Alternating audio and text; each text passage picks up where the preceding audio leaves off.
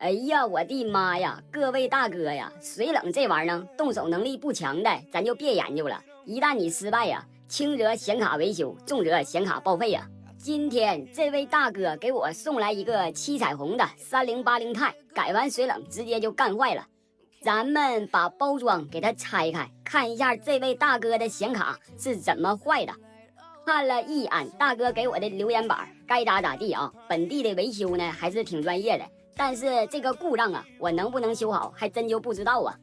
把显卡拿到手，我一看，这上家是不忘点啥呀？这个地方少一颗显存，他没给装上，咱们一会儿还得给他补上。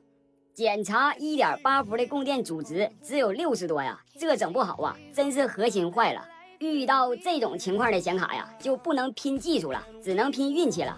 运气好了就能捡漏成功，运气不好呢，一个上午基本就白干。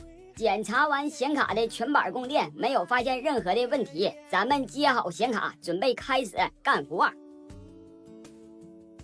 把显卡的火搂上之后，咱们看一眼诊断卡跑码卡在 B2 了。首先咱们检查显卡的4个基本供电。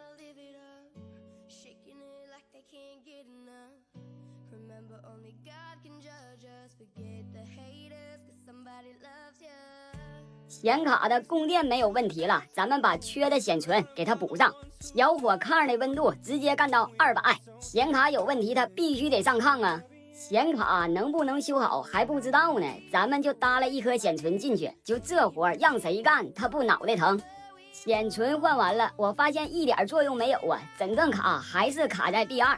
我一看这个水冷泵啊，我就脑瓜子疼啊，但是也没招了，还得把它装到显卡上边，谁让没有原装风扇了。就这水冷谁研究的呢？还整成 DIY 可拆卸的了，就买这一体式的水冷，谁不图个省事儿啊？就这玩意儿买到家去，那不纯坑人吗？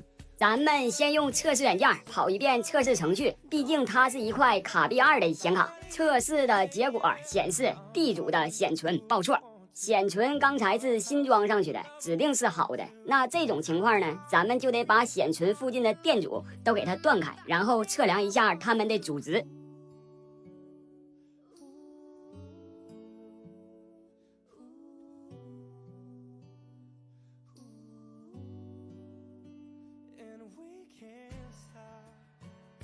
检查这里的第一颗电阻呢没有问题，检查第2颗的时候可就发现不对劲了，阻值呢为0，说明这颗电阻啊已经损坏了。